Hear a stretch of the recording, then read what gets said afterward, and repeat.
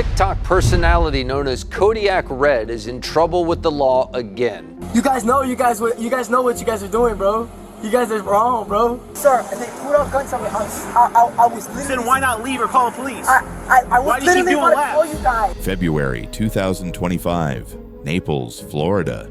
Blue lights flash against the night. Frankie Venegas, better known as Kodiak Red, is pulled over. Inside the car, a bag of unmarked pills. A designer bag with a gun stripped of its serial number. Credit cards bearing his name. Booked into jail, facing felony charges.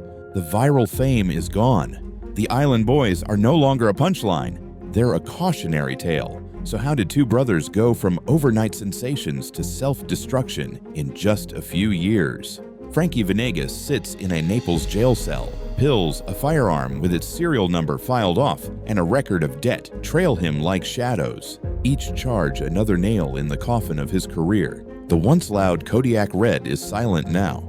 Facing years behind bars, his empire of rented cars and fake chains has crumbled to dust. Meanwhile, his twin brother Alex, fly soldier, spirals in his own downfall. His first child is born premature, fighting for life in the NICU. Instead of protecting his family, Alex live streams the tragedy, begging for attention.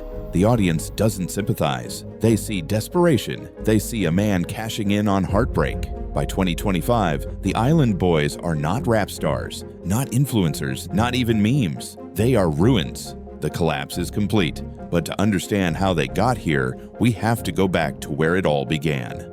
West Palm Beach, just miles from Miami's luxury skyline. But for Alex and Frankie Venegas, the view was broken houses and police sirens. Their father died young, leaving their Cuban-born mother to raise them alone. The absence of a guiding hand pushed the twins into rebellion. Fights, theft, juvenile detention, violence became routine. School was never the dream. Rap was the escape. Frankie became Kodiak Red, Alex Fly Soldier, their voices raw, their image rough. Music wasn't about art, it was about survival. But survival required sacrifice. And at 18, after one final argument, their mother kicked them out.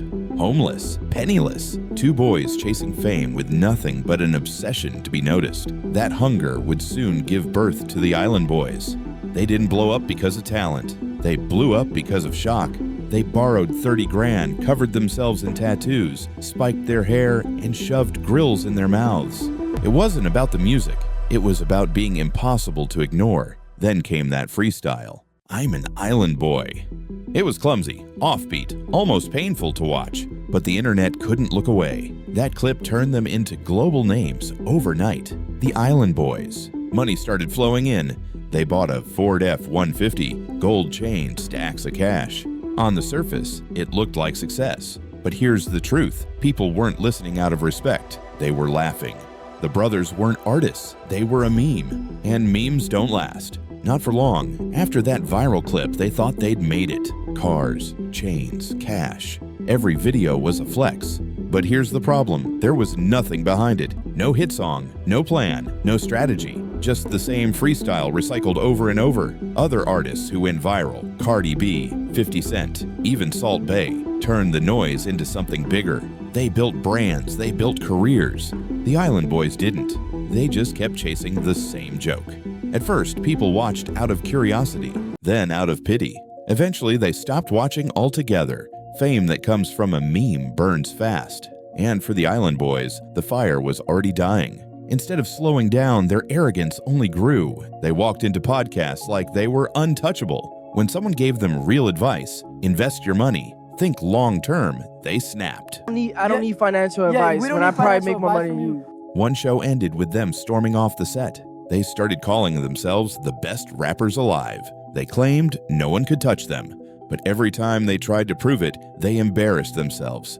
They clashed with real rappers in public. They argued over money, over status, over respect they never actually earned. Online, the comments piled up, mocking, brutal, relentless. And here's the irony. They said they didn't care about the hate, but you could see it in every response video, every defensive rant. They cared. Too much. That was their chance to pivot, to grow, to prove they were more than a joke. But pride blinded them. And pride always comes before the fall. Once the ego set in, the scandals followed. They got booed off stages. They nearly got thrown out of a Jake Paul fight, even though they hadn't done anything, because the crowd just wanted them gone. Then came the raid. Police swarmed their home. A childhood friend was arrested for murder. The Island Boys weren't charged, but their name was now tied to blood. Contracts vanished overnight. Instead of laying low, they doubled down. More live stream arguments, more fake drama, anything for attention. But attention is a currency that runs out fast. And every new scandal drained them of what little goodwill they had left. The Island Boys weren't rising stars anymore. They were walking disasters. When the scandal stopped working, they got desperate. They launched an OnlyFans, posted a photo of themselves kissing. They thought it would shock the internet back into caring, but it backfired. People weren't intrigued. They were disgusted. Reddit tore them apart. Brands cut ties. Even artists who once gave them a chance walked away. Behind the scenes, the truth leaked out. The mansions, the cars, the jewelry, almost all of it was rented. Their Cameo prices crashed from $135 to $30. And still, no one was buying. Then came the worst hit of all, rumors that they didn't even own the rights to their one viral song. The track that made them famous might not even belong to them.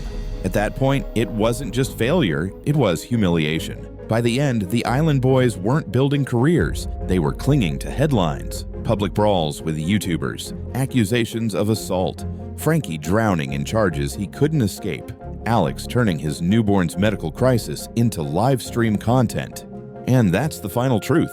Their story isn't just about fame fading, it's about never having the foundation to survive once the spotlight dimmed. They mistook attention for respect. They confused controversy with strategy. And when the internet laughed, they thought it was love. But love builds loyalty. Mockery doesn't. And without loyalty, there's no comeback. So by 2025, the Island Boys weren't artists. They weren't influencers. They weren't even memes.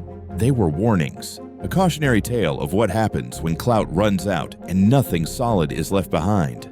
Fame without discipline burns fast. And the Island Boys are proof of how quickly it can all disappear. If you want more stories told like this, raw, sharp, and unfiltered, subscribe for the next tale script. Because in the world of viral fame, there's always another rise and another fall.